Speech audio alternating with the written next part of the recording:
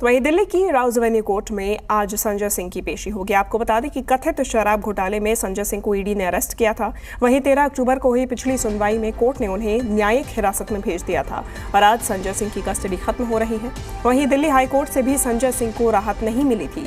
4 अक्टूबर को करीब 10 घंटे की छापेमारी के बाद ईडी ने कथित शराब घोटाले में संजय सिंह को गिरफ्तार किया था। ईडी के मुताबिक संजय सिंह के खिलाफ घूस मांगने के सबूत हैं और इसी आधार पर कोर्ट ने उनकी कस्टडी बढ़ा दी थी। ज्यादा जानकारी लेंगे जी मीडिया संवाददाता अरविंद सिंह हमारे साथ जुड़ गए हैं। अरविंद, संजय सिंह की याचिका की सुनवाई जब हुई तब तो उन्हें काफी निराशा हाथ लगी थी। आज क्या कुछ सामने आ सकता है सुनवाई के बाद?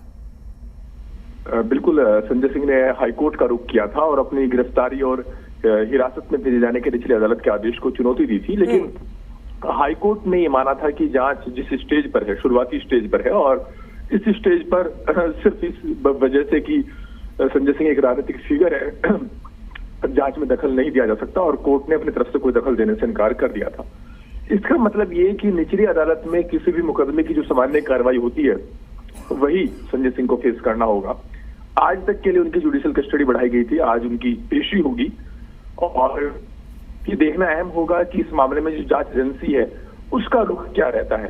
पहले 8 दिन तक संजय सिंह ईडी की कस्टडी में रह चुके हैं और पिछली बार ईडी की तरफ से कहा गया था कि संजय सिंह को जुडिशियल कस्टडी में भेजा जा सकता है और ईडी ने कस्टडी की मांग नहीं की थी, लेकिन नियमों के मुताबिक 6 दिन की कस्टडी अभी और बचती है अगर ईडी लेना चाहे और कोर्ट इस बात से आश्वस्त हो जाए। तो अभी भी जांच एजेंसी के पास रिमांड पर लेने की मांग करने का अधिकार बनता है। हालांकि क्या वो ऐसी मांग करेंगे और कोर्ट क्या इससे आश्वस्त होगा, ये देखना होगा। तो पहले तो यही निर्भर करेगा कि आज जब उनकी पेशी होती है तो जांच एजेंसी का इस मामले में रुख क्या रहता है और सीबीआई का भी रुख क्या रहता है इस पूरे मामले को लेकर के। क्योंकि कई बार ऐसा नजर आया है कई मामलों में कि एक जांच एजेंसी गिरफ्तार करती है, उसके बाद जुडिशियल कस्टडी में भेजा जाता है तो दूसरी जांच एजेंसी की तरफ से गिरफ्तारी दिखा दी जाती है और फिर कस्टडी की मांग की जाती है। तो सीबीआई और ईडी जो कि आबकारी नीति घोटाले में जांच कर रही हैं, उनका रुख क्या रहता है संजय सिंह को लेकर के कोर्ट में, ये देखने वाली बात होगी। दूसरा ये कि संजय सिंह के पास भी विकल्प बचता है कि उनके वकील जमानत याचिका दाखिल कर सकते हैं और क्या वो जमानत याचिका दाखिल करेंगे या नहीं करेंगे, ये भी इस पर भी नजर रहेगी। अरविंद, शुरुआती दौर में जांच एजेंसी का कहना था कि संजय सिंह पूछताछ में सहयोग नहीं कर रहे हैं।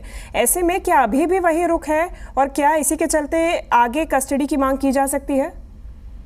देखिए, ये जांच एजेंसी का पहले कहना था और इस लिहाज से उनको 8 दिन की कस्टडी भी मिल गई थी, लेकिन इसके बाद ईडी ने कस्टडी की मांग नहीं की थी और संजय सिंह को जुडिशियल कस्टडी यानी जेल में भेज दिया गया था। तो अब अगर वो कस्टडी की मांग एजेंसी करती है तो उसे कोर्ट को इस बात के लिए आश्वस्त करना होगा कि आखिर इस स्टेज पर सिर्फ कस्टडी की जरूरत क्यों पड़ गई है। क्योंकि संजय सिंह ने आरोप लगाया था कि जिन गवाहों से, जिन लोगों से आमना सामना कराने का हवाला देकर के उनकी कस्टडी मांगी गई थी, उनमें से सिर्फ एक व्यक्ति से उनकी पूछताछ कराई, उनके आमने सामने बैठ करके पूछताछ कराई गई और ऐसे सवाल उनसे पूछे गए जिनका जांच से कोई सीधा संबंध नहीं था। तो कहीं ना कहीं संजय सिंह और उनके वकील ने यह कहा था कि जिस आधार पर कस्टडी मांगी गई थी वैसे तो कोई पूछताछ हुई नहीं है और ऐसे में कस्टडी मांगने का औचित्य क्या था, इस समझ से परे है। तो ये जैसा मैंने कहा कि आज जांच एजेंसी के रुख पर नजर रहेगी कोर्ट में और कोर्ट का क्या रुख रहता है उस पर नजर रहेगी।